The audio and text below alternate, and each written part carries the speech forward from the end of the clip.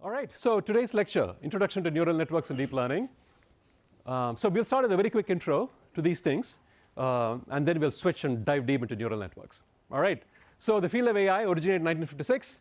Sadly, it didn't originate at MIT, it originated at Dartmouth, because all these people got together at Dartmouth. I guess it's got a nice quad or whatever. They got together, they defined the field. But fortunately for us, MIT was very well represented.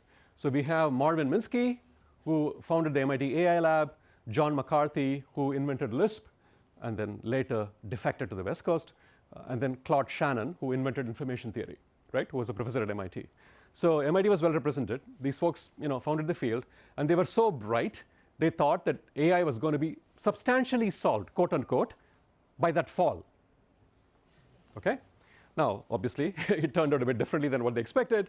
So it's been, 67, 68 years since its founding. So it's gone through essentially, in my opinion, 3 seminal breakthroughs, starting with the traditional approach, then machine learning, deep learning, and generative AI. So let's take a very quick look at each of these breakthroughs and what motivated them.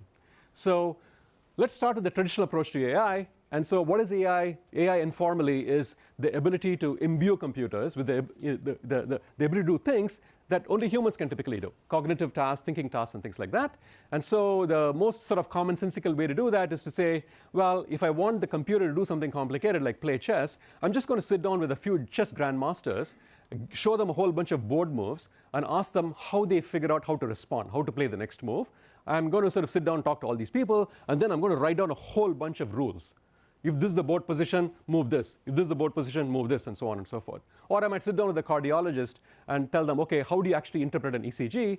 They will give me similarly a bunch of if-then rules. I will take all these rules, I'll put them into the computer, and boom, I have a system that can do what a human can do, right? Now, this approach, even though it's commonsensical and kind of makes sense, it had success in only a few areas. And so the interesting question is, why was it not pervasively successful?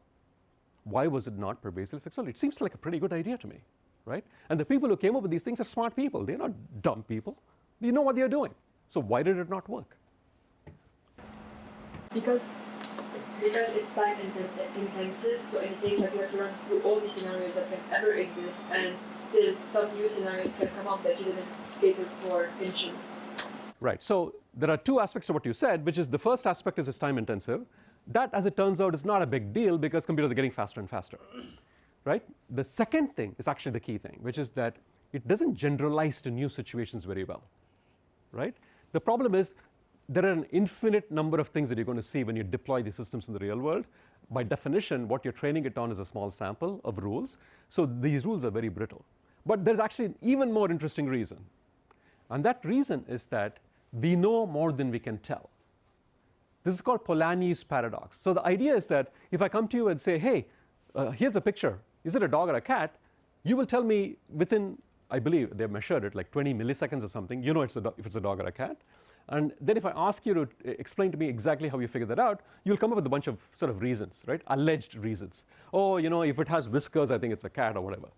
But the problem is that you actually, first of all, can't really articulate what's going on in your head, how you do these things. And number 2, even if you articulate it, oftentimes your articulation has no correspondence with how your brain actually does it. So you're incomplete and a liar. So this is Polanyi's paradox. So if you can't even tell me how you do something, how the heck am I supposed to take it and put it into a computer? It doesn't work. And second is the fact that we can't write down these rules for all possible situations. Edge cases, corner cases, etc. And the world is full of edge cases. So for these reasons, this approach didn't work. And so a different approach was developed. And this approach was, well, basically said, hey, instead of explicitly telling the computer what to do, why don't we simply give it lots of examples of inputs and outputs, chess positions, next move, right? ECG, diagnosis, right? Inputs and outputs. And then why don't we just use some statistical techniques to learn a mapping, a function that can go from the input to the output. Okay? That was the idea. And this idea is machine learning. Okay? So machine learning is basically just a fancy way of saying, learn from input-output examples using statistical techniques. Good. All right. So now there are numerous ways to create machine learning models. And if you have ever done linear regression, congratulations, you've been doing machine learning. OK? And only one of those methods happens to be something called neural networks. There are many other methods. And in fact, you probably have done these other methods if you have done a course like the Analytics Edge or something similar.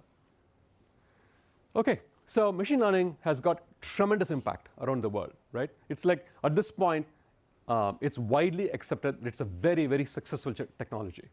And in fact, whenever people are actually talking about AI, chances are they're actually talking about machine learning. It's just that AI sounds cooler. The only problem is, for machine learning to work really well, the input data has to be structured. Okay? And what I mean by that is data that can essentially be sort of numericalized and stuck into the columns and rows of a spreadsheet. Right? So for example, here, let's say I want to put together a data set of patients, their symptoms and their characteristics, and then in the following year after they showed up at the doctor's office, whether they had a cardiac event or not. I might create a data set like this with age, smoking status, yes, no, exercise, blah, blah, blah, blah, blah, right? And so either these numbers are numbers, they're numerical, or if they're not numerical, they're categorical, right? Yes, no, smoking, yes, no, things like that, which means that if you have categorical variables, you can just numericalize them pretty easily. You folks have done some machine learning before, so you know things like one-hot encoding and stuff like that can be done to make them all numerical. So the point is, you can just render the data into the columns and rows of a spreadsheet pretty easily, right? That's what I mean by structured data. So but the situation is very different if you have unstructured data. So if you have an image of, a cute puppy, this is my puppy, by the way, from many years ago. Sadly, he's no more.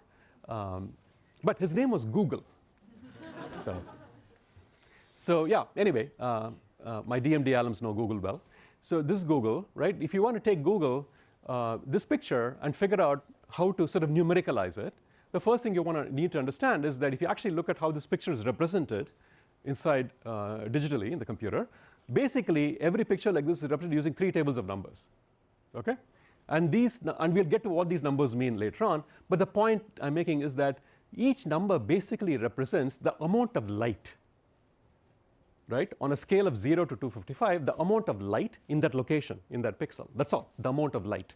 So basically, this table is the amount of, this table is the amount of red light, amount of green light, amount of blue light. Okay? Now, you will agree with me that if you, for example, look at something like this and say, OK, 251, at this location, there is a lot of blue light, because it's 251 out of a possible 255, right? Maybe a lot of blue light somewhere here. There's a lot of blue here. Whether that area is blue because of a piece of sky, some water, or a bunch of blue paint, could be anything, it's going to say 251.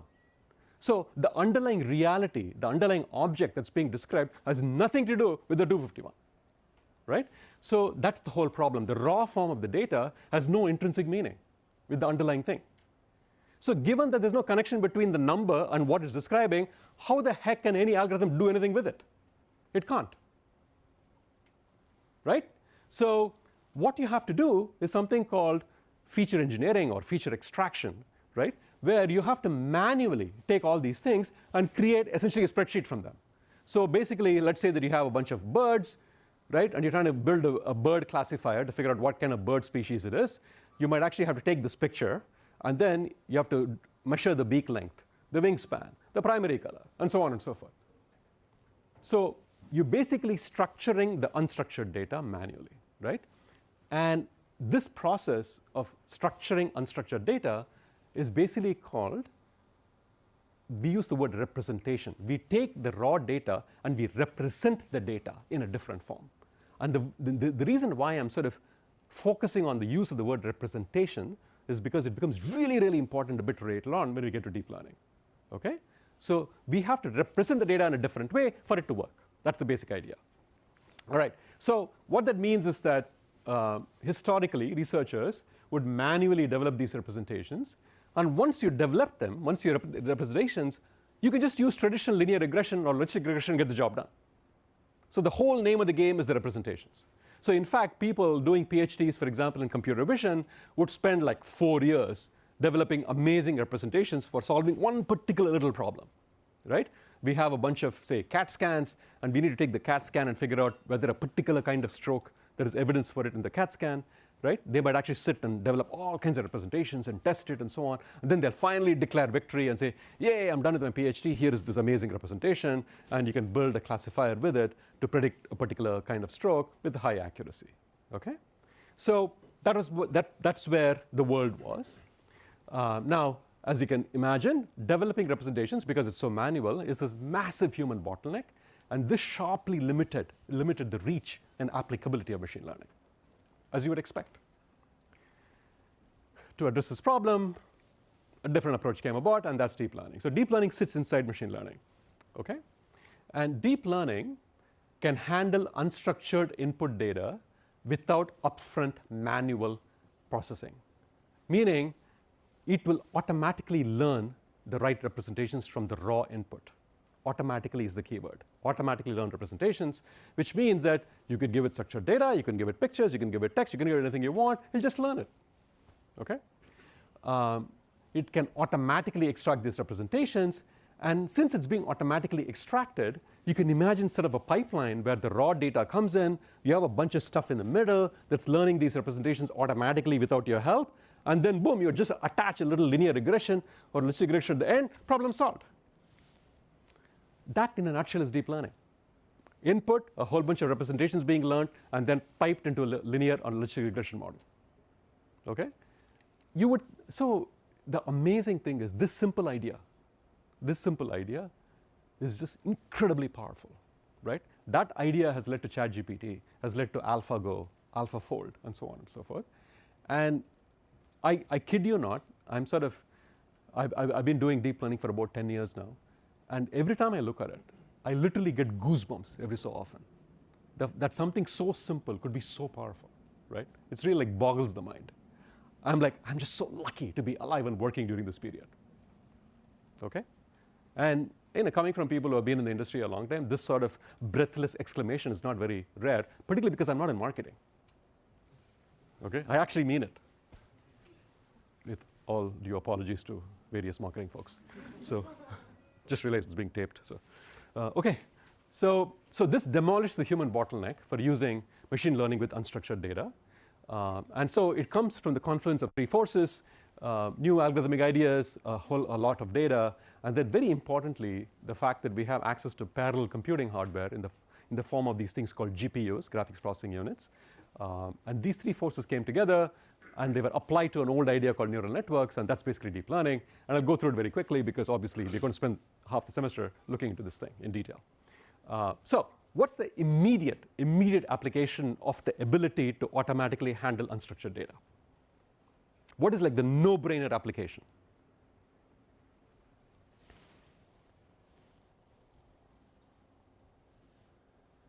It's okay if it's obvious. Tell me. Sorry? Image classification. Right. So image classification, yes. So you can take an image, a good example of unstructured data. You can do some classification on it. But more generally, what I'm getting at is that every sensor in the world can be given the ability to detect, recognize, and classify what it's sensing. Every sensor. Because remember, what does a sensor do? A sensor is just a receptacle for unstructured data. A camera is a receptacle for unstructured video or unstructured still images. Microphone, unstructured audio, right? So every sensor, you can imagine taking a sensor and sticking a little deep learning system behind it. And now suddenly, what comes out of this center of the deep learning system, you can count, you can classify, you can detect, you can do all kinds of stuff. In short, you can analyze and you can predict, right? And this is the way I'm describing it right now. You'll be like, yeah, duh, obviously. But you know what? This obviously thing is actually not at all obvious in terms of whether it'll help you find interesting applications or not. Okay? So here's something I literally saw last week. Okay? Actually, I have another slide before that, but we are coming to that. So, for instance, every time you use Face ID to unlock your phone, this is the basic principle at work, right? The camera and the iPhone is the sensor, and they stuck a deep learning system behind it to do image classification, right? Rama, non-Rama, right? That's what it's classifying. And so here, right, you have a breast cancer. It's the breast cancer detection system from a mammogram. By the way, this picture is a very interesting picture. So there's a professor in WCS, Regina Barzilai, who's a very well-known expert in this field. And she actually has built a breast cancer detection system, which has been deployed at Mass General Hospital. And it turns out she's actually a breast cancer survivor. And she's good now, all good. But when, after she built her system, I heard that she actually ran that system against the mammograms from many years prior when she went for a mammogram and was told that everything is fine. She ran the system on that mammogram, and it came back and said, here's the problem. So a very interesting example where a deep learning system picked up something that a radiologist could not, right? So these things can be quite powerful. Obviously, any self-driving system has numerous deep learning algorithms running under the hood. Pedestrian detection, stoplight detection, zebra crossing detection, so on and so forth. It's being very heavily used in visual inspection manufacturing. You have various cameras now. So people looking at saying, okay, there is a dent or there is a scratch. They have a little system which is a dent detector, scratch detector, and so on. That's going on right now. And now I come to the example I saw last week, which is, so this is an example of you can create dramatically better products if you really internalize this idea of, okay, it's almost like you're looking at the world and saying, oh, there's a sensor. Can I attach a DL thing behind it? That's the way you should be looking at the world, okay, for startup ideas. So here's an example. Okay, these apparently are the world's first smart binoculars. Okay, this is the binocular 2 weeks ago, where you look at the bird, you look at the bird, and now it tells you what kind of bird it is right there. It's a simple idea, but imagine, right? Imagine you are the first out of the gate with this feature. You'll have a little bit of an edge till everybody catches up like 3 months later. Let's be very clear. There are no long-term monopoly windows in the world. There are only short-term windows, so the hunt is always on for a little monopoly window. So here's an example of that. Right? So I encourage you to always think about the world as, where are the sensors here? And can I attach something behind the sensor to do something useful with it? Okay? All right.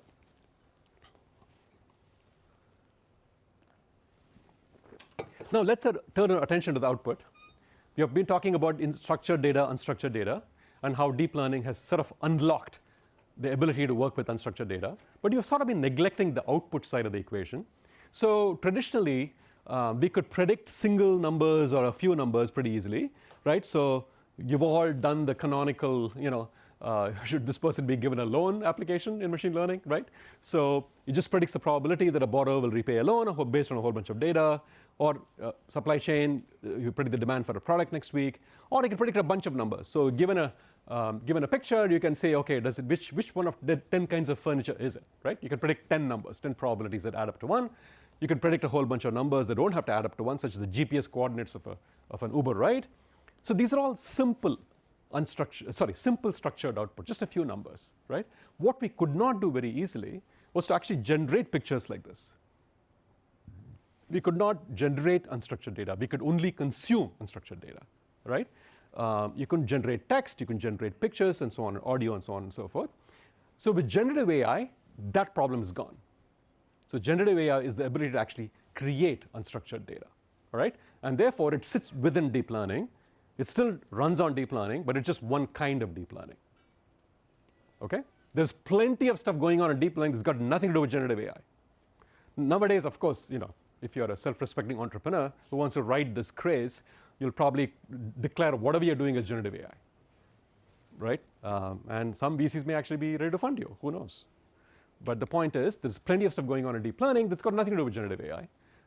But this is the overall picture. Now, here, we can produce unstructured outputs, like pictures. You can take this thing, and then you can actually come up with a nice picture description of it. This actually is a very famous picture, by the way, in the world of computer vision. So we are actually going to be analyzing this picture a little later on in the semester. You can obviously go from a very complicated caption to an image. You can go from text to music. Can people hear it? OK. Yeah. All right. So, and of course, we can go from text to text, i.e. ChatGPT.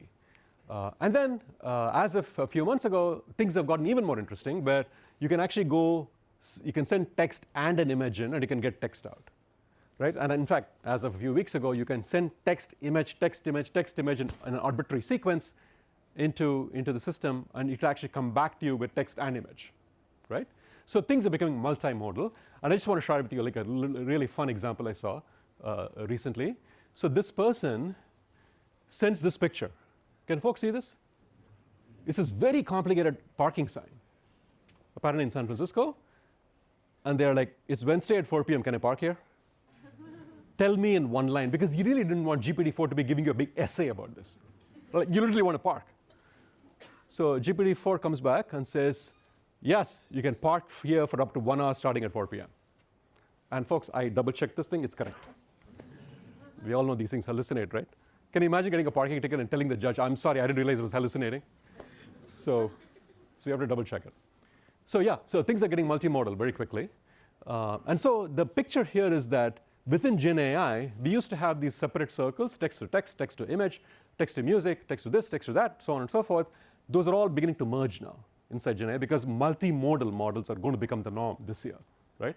We already have really good closed models. We actually already have very good open source multimodal models. And so my feeling is that by the end of the year, the idea of using a text-only model is going to be like, really, you do that still? Right? It's going to become like a quaint, old-fashioned thing. I think multimodal modality is going to become the norm. So that's where the world is, and this is the landscape.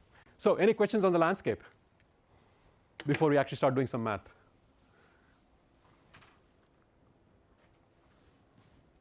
Okay. Yeah.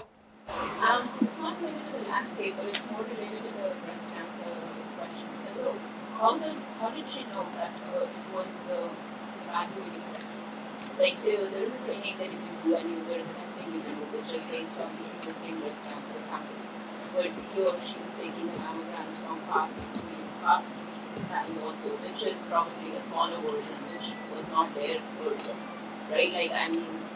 You mean the evidence of there being a problem would have been smaller? Yes. Yeah. So how do you know your model is trained enough that it can give you correct answers, right? Yeah. So I think the question is that in general, how do you train your model so that it gives you right answers, given that over the passage of time, the amount of evidence in this data could be very highly variable.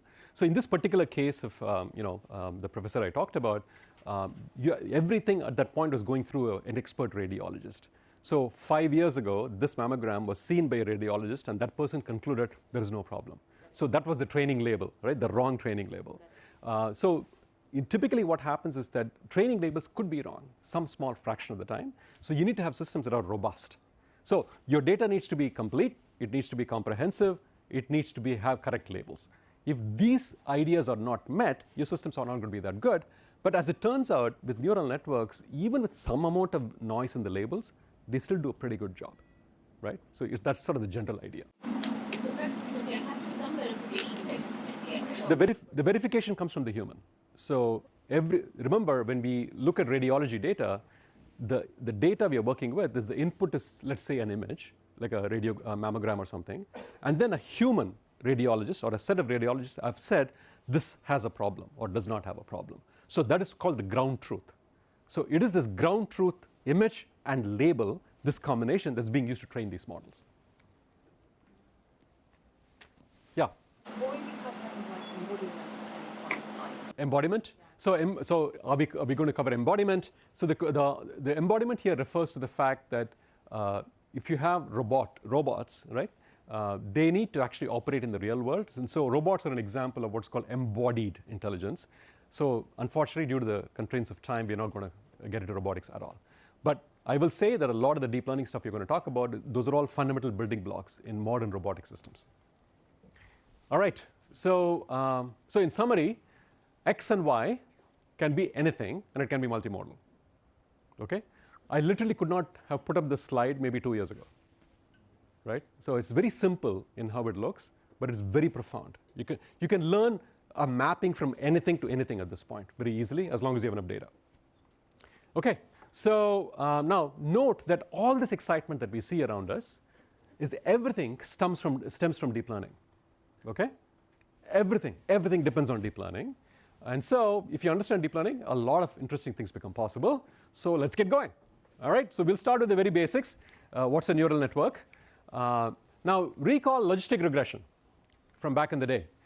So what is logistic regression? You send in a bunch of numbers, a vector of numbers, and you usually get a probability out, right? Between 0 and 1, what is the probability of something or the other, okay?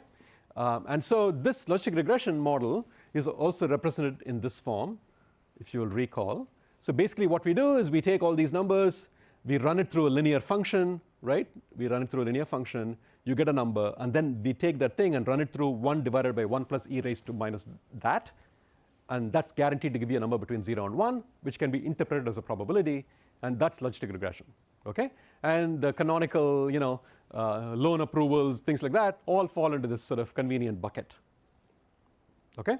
So this should be super familiar.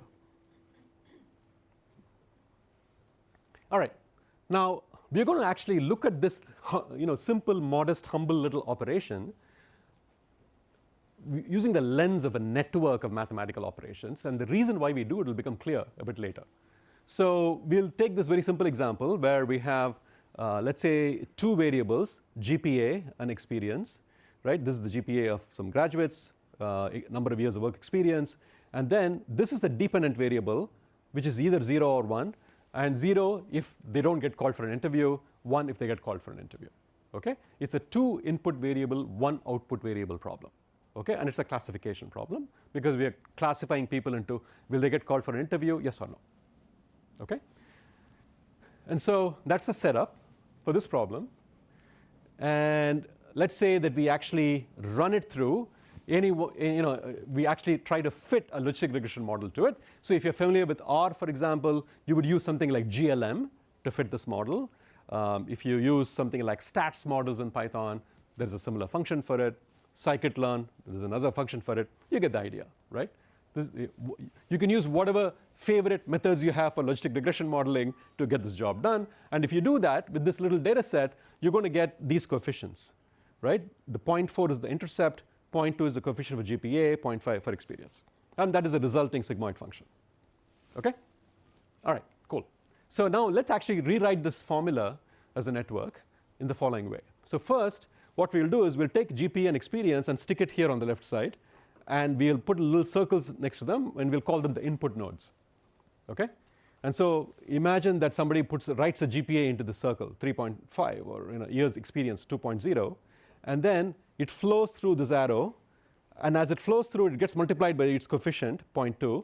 The 0.2 is coming from here. Similarly, experience gets multiplied by 0.5. It comes in here. And this node, as the plus indicates, is adding everything that's coming into it. So it's adding 0.2 times GPA, 0.5 times experience, plus the intercept, which is the green arrow coming from on its own. It comes through here. And what comes out of this is just a single number. And that number goes into this little circle, and then out pops a probability. Okay?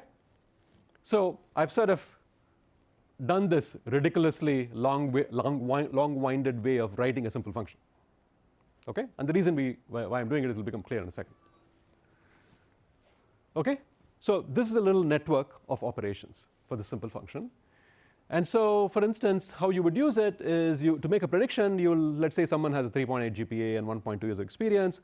You just plug it in here, do the math, you get 0.76, same thing here, comes in here, add them all up, you get 1.76. You run 1.76 through the sigmoid, you get 0.85, and that is the probability that that particular individual may get called for an interview. Okay? At this point, we're just doing logistic regression, nothing more complicated.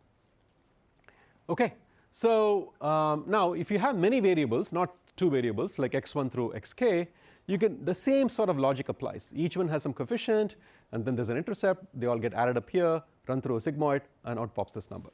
Okay? Notice how the data flows from left to right. Okay? All right. Any questions on this? All right, good. So now terminology. So you'll discover that the world of neural networks and deep learning has its own terminology. They have their own ways of referring to things that the rest of the world has been referring using something else for the longest time. Right? It's kind of annoying sometimes, but it's the way it is. So remember in regression, we used to call those numbers next to each variable as coefficients, and the constant thing as an intercept. Well, guess what? In this world, those coefficients are actually called weights, and the intercepts are called biases. So in the neural network world, these are called weights and biases. And sometimes if you're a little lazy, you may just call the whole thing as weights. Okay? So when you see in the newspaper that, oh my God, this amazing model's weights have been leaked on the internet or on BitTorrent or something, that's what's going on, right? All these coefficients have been leaked. Because once you know what the coefficients are and what the architecture is, you can just reconstruct the model. All right, so that's what's going on here. Now, why did we do this network business? Why did we write it as a network? Yeah, what is the advantage? Any guesses?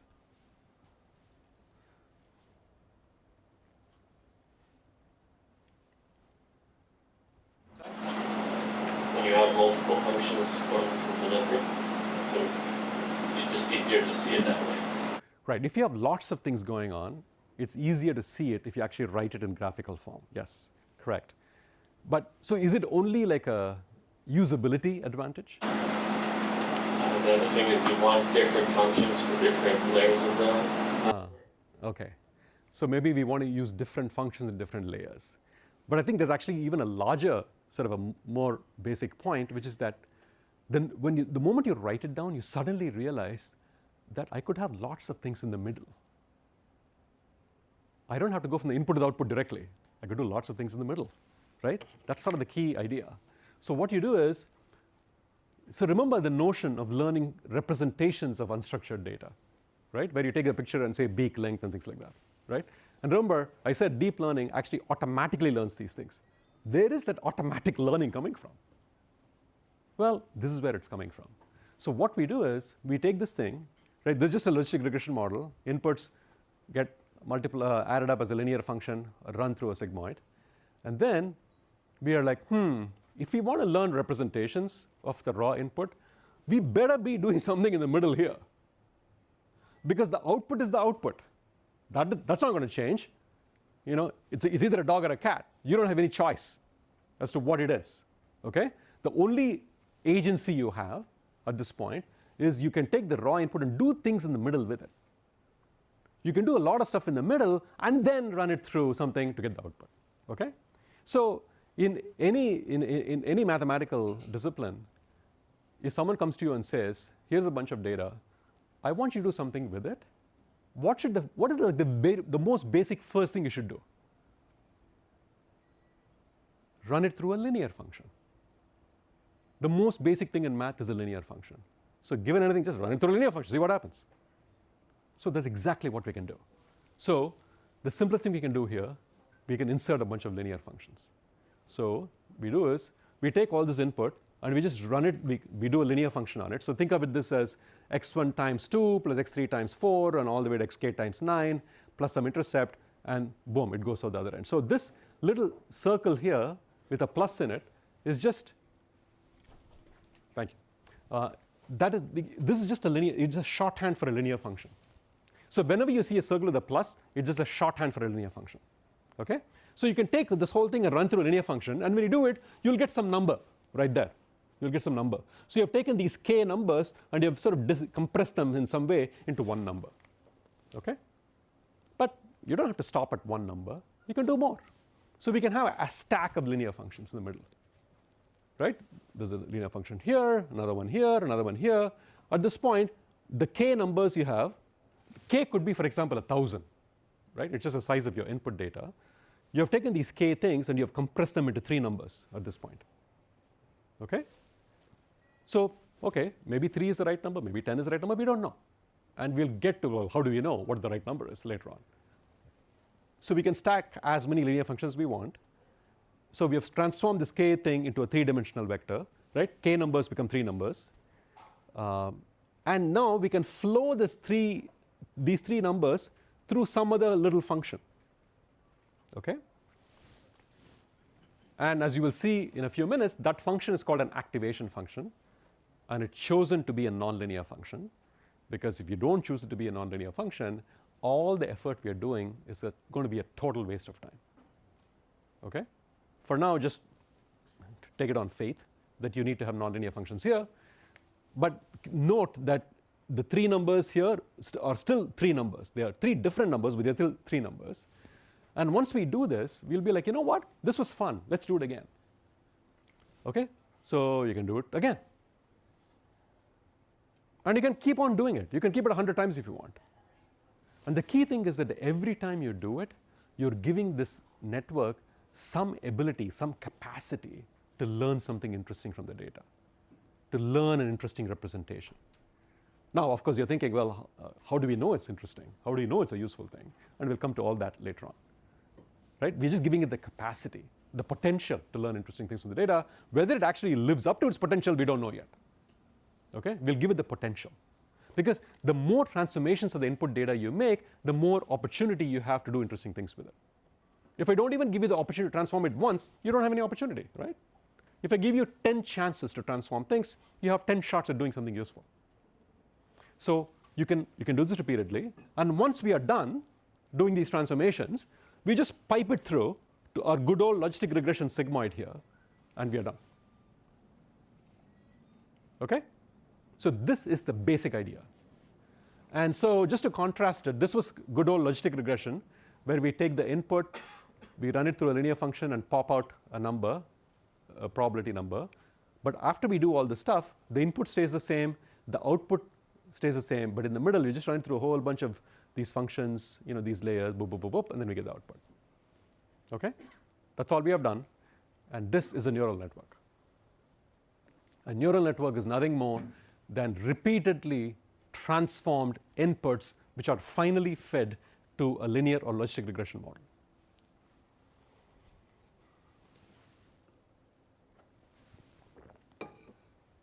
Any questions? Could you use the thing so that everyone can hear? Yeah.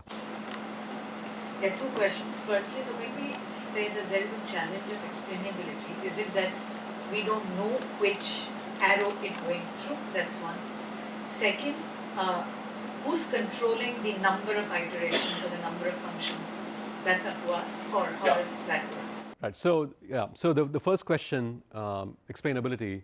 We actually know exactly for any given input data point, we know exactly how it flows through the network. So there is no problem there. The problem is in ascribing, okay, we think this person is going to be repay the loan because of this particular attribute. We don't know that because those attributes all get enmeshed together and goes through this complicated thing. So we know exactly what happens. We just can't give credit to any one thing very easily. I'm just standing on the brink of this vast ocean of something called explainability and interpretability, which I'll get to a bit later on in the semester. But that's sort of the quick, kind of rightish, kind of wrong answer. Okay. Number two, we decide the number of layers. We decide a whole bunch of things. And as we'll see in a few minutes, there is something that's given to us and something we get to design. And I'll make it very clear which is which. Yeah. Did I say your name right? Yeah. So which functions have to be linear, and also like why does it have to be linear? Yeah. So these functions, the f of x here, they have to be nonlinear. As to why they have to be nonlinear, we'll get to that in a few minutes. Okay. So these are called neurons. Okay. These things where you basically there's a linear function followed by a little nonlinear function. Right? This is each one of these things is called a neuron. By the way, this is loosely inspired by the way how neurons work in mammalian brains. But the connections between neuroscience and deep learning are very heavily argued. So I'm going to stay away from it. Okay? Suffice it to say, I just think for building practical deep learning systems in industry, you don't have to worry about this. Okay? All right, let's move on. Terminology, this vertical stack of linear functions or neurons, right? This vertical stack is called a layer, right? This is a layer, that's a layer. And these little nonlinear functions, which we haven't gotten to yet, are called activation functions. And we'll get to why they are called that in just a second. And the input is called an input layer. And I have the word layer in double quotes because it's not really doing anything, right? It's just the input. So, but we call it an input layer. And what the very final thing that produces our output is called the output layer, right? Obviously. And everything in the middle is called a hidden layer. Okay? So the final piece of terminology is that when you have a layer like this, in which say 3 numbers are coming out, and there's another layer, right? If every neuron in this layer is connected to every neuron in this layer, it's called a fully connected or dense layer. So for instance here, this arrow, that's whatever number is coming out, let's say the number 3 is coming out of this thing here, that number 3 flows on this arrow to this thing, flows on this arrow to this neuron, and flows on this third arrow to this neuron. That's what I mean. So every neuron, its output is being sent to every neuron in the following layer. Okay? We call it fully connected or dense. And then if you look at logistic regression, right, this is just logistic regression, you can see basically logistic regression is a neural network with no hidden layers. So in some sense, logistic regression is like almost the simplest possible network you can think of, like barely a neural network, right? It's got no hidden layers. That's what makes it logistic regression. And so, as you might have guessed by now, deep learning is just neural networks with lots and lots of what? Layers. Yes, layers. So here are a few. And by the way, these are not even considered all that impressive these days. Okay, but I put them up because this thing here is called ResNet, and it's famous because the ResNet neural network was, I think, the first network to surpass human-level performance in image classification. It's sort of like the Skynet of image classification. Okay, it surpassed human-level performance, and I'm putting it up here because we'll actually work with ResNet on next Wednesday, and we'll actually take ResNet, we'll fine-tune it, and solve a real problem in class. All right, so it's got lots and lots of layers. Now let's turn to these activation functions. We have been ignoring these little guys, right, so far. So the activation function at a node is, first of all, it's a function that receives a single number and outputs a single number, right? It's not very complicated, right? It receives, basically, this is a linear function which receives all these inputs. It could be 10 inputs, 1,000 inputs, runs it through a linear function, outputs a number, and that single number, a scalar, goes in here, and it comes out as another single number. Just remember that. And so these are some of the most common activation functions. In fact, the sigmoid we saw, which is actually be used for the output, is actually a kind of activation function where a single number comes in and it gets mapped into this curve because of this thing.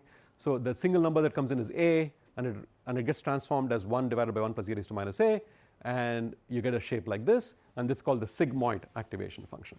And as you can see here, for very small values, for very negative values, it's going to be pretty close to 0, meaning it won't get activated. And for very, very large values, it's going to be pretty close to 1. All the action happens in the middle. When your values are somewhere in this range, there's a dramatic increases in what comes out. Okay? So that little thing in the middle is a sweet spot for these functions. And this, I'm also almost embarrassed to call it an activation function because it's literally not doing anything. It's sort of getting a nice label for free, right? It says you just get a number, you just pass it straight along. It's a linear activation function, but just for completeness, I want to put it here. And then we come to the hero of deep learning, which is the rectified linear unit, right? Rectified linear unit. It's called ReLU, and ReLU is going to become part of your vocabulary very, very quickly. And so ReLU is actually a very interesting function. So you write it as maximum of whatever number and 0, which is another way of saying if the number is positive, just send it along unchanged. If the number is negative, send a 0 instead. Squash it to 0. So which means if the number is negative, nothing happens. If the number is positive, it wakes up.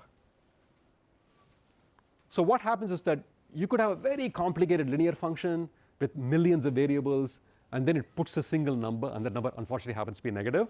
The ReLU is not impressed. It's going to send a 0 out. Okay? It's a very simple function.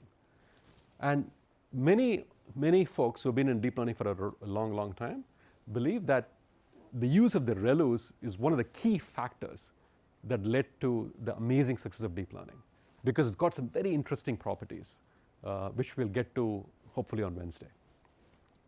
Okay, so the shorthand here is that whenever you see this thing, it's just a linear activation, linear function followed by just sending it straight out. if you do if I put a ReLU in here, I'm going to denote it like that, which mimics the graph, how it looks. And if I put a sigmoid, I'm just going to use this thing here. Okay? Just a visual shorthand. There are many other functions, activation functions, by the way. There's something called the tanh function, the leaky ReLU, the GeLU, the swish.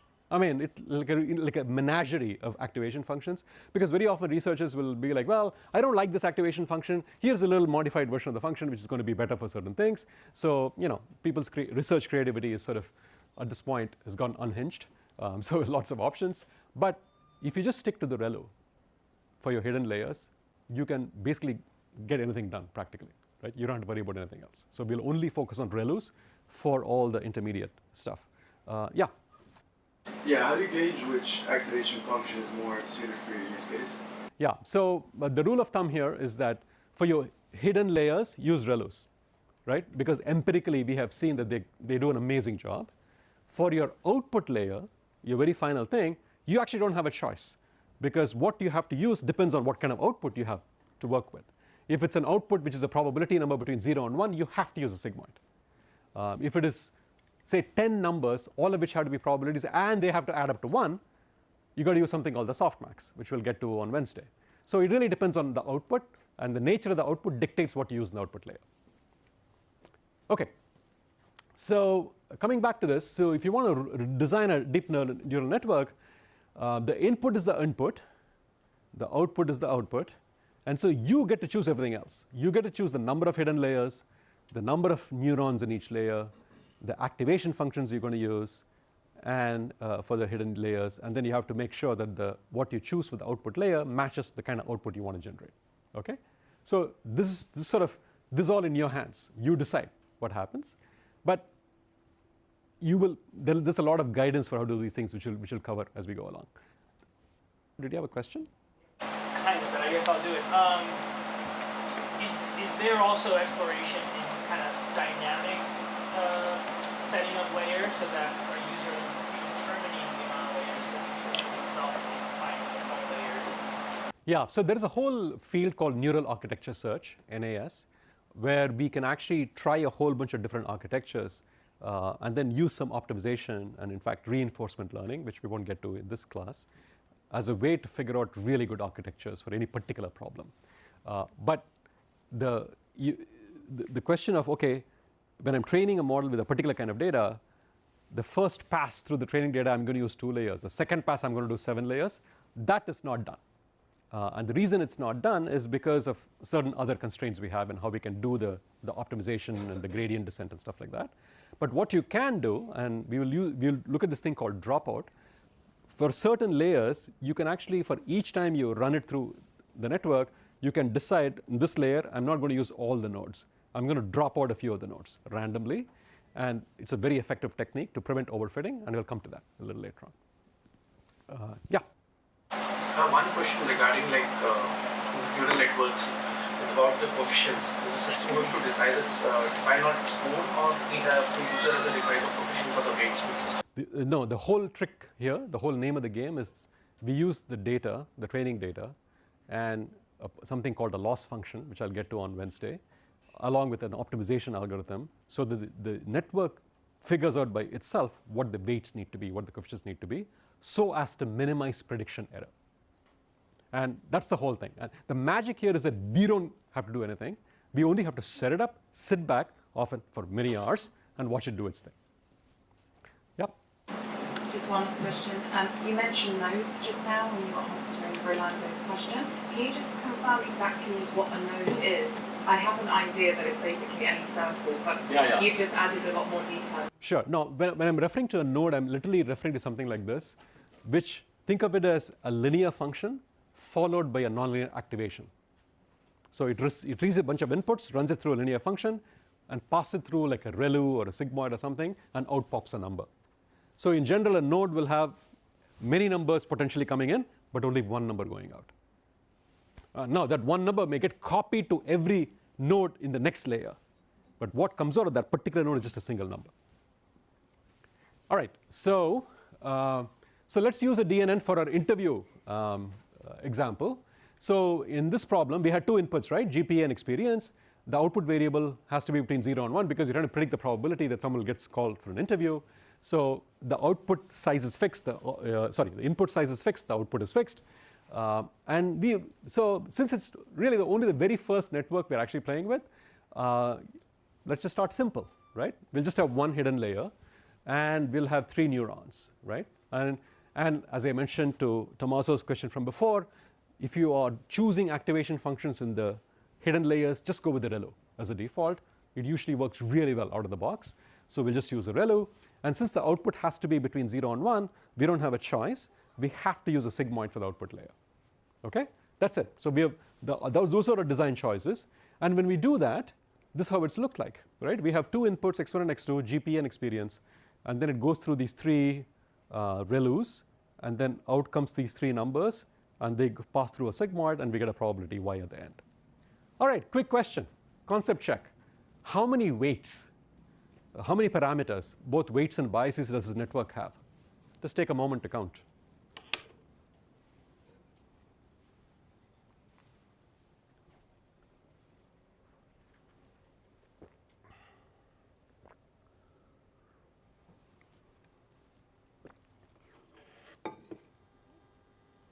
All right, any guesses? Yeah? Sure. I think you're almost there. Are folks going to be doing binary search on this now? Okay. No. Yes? 13. Yes, very good. So that's 13. And my guess is that the reason you came up with 12, and I made the same mistake, that's why I know it, is you probably forgot this green thing here. What folks often forget is the bias, right? We all count the things, right? Okay, and the easy way to do it is, okay, 2 things here, 3 things here, 2 times 6, 3 is 6, 3 times 1 is 3, another 9, and then you have to add up all the intercepts, right? So you get 13. And so when we get to very complicated networks, the first 2 or 3 times you work with very complex networks, and we'll do it, starting very soon, just get into the habit of hand calculating the number of parameters, just to make sure you understand what's going on. Once you get it right a couple of times, you don't have to do it anymore. Okay? The first couple of times, hand calculate to make sure you get it. Okay. So yeah. So let's say that we have trained this network using techniques which we'll cover on Wednesday, and it comes back to you after training and says, okay, these are the best values for the weights and the biases that I have found. So now your network is ready for action. Is ready to be used. And so what you can do is, let's say that you want to predict with this network, if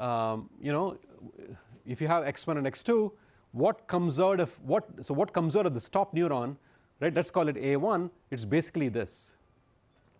Okay, that's what's coming out of this thing. For any x1 and x2, this is what's coming out. Similarly for A2 and A3.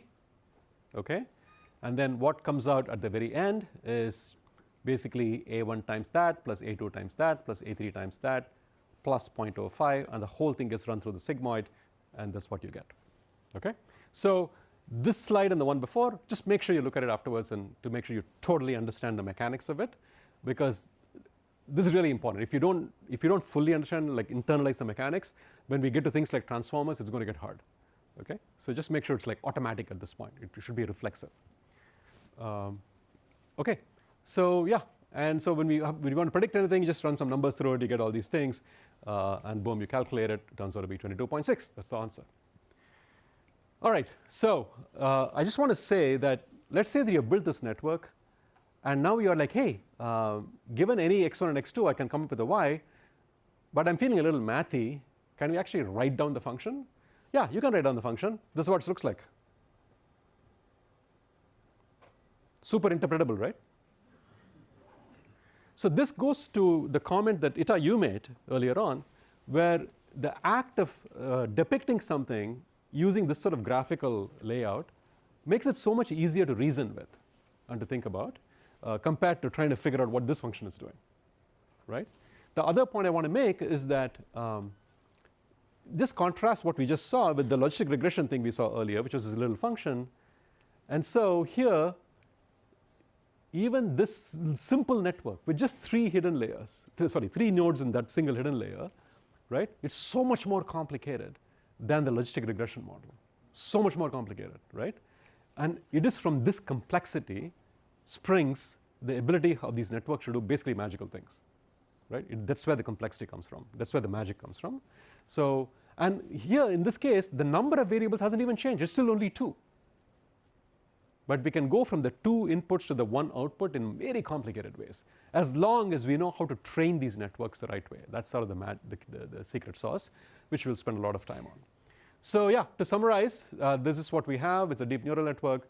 By the way, this kind of network where things just flow from left to right is called a feed-forward neural network, in contrast to some other kinds of networks called recurrent networks, which we won't get to in this class, because transformers have actually proven to be much more capable than recurrent networks, and those have become the norm, so we'll just focus on those instead. And so this arrangement of neurons into layers and activation functions and all that stuff, this is called the architecture of the neural network. And as you will see later on, the transformer, the famous transformer network, is just an example of a particular neural network architecture, much like convolutional neural networks, which we'll get to next week for computer vision, or another example of a particular network of an architecture. So we will focus on transformers. They are a particular kind of architecture. All right, so in summary, that's what we have. You get to choose the hidden layers, the neurons, activation functions, stuff like that. The inputs and the outputs are what you have to work with. And so we will actually take this idea and then use it to actually solve a problem from start to finish on Wednesday. So I think I'm done. I give you 3 minutes back of your day. Thank you.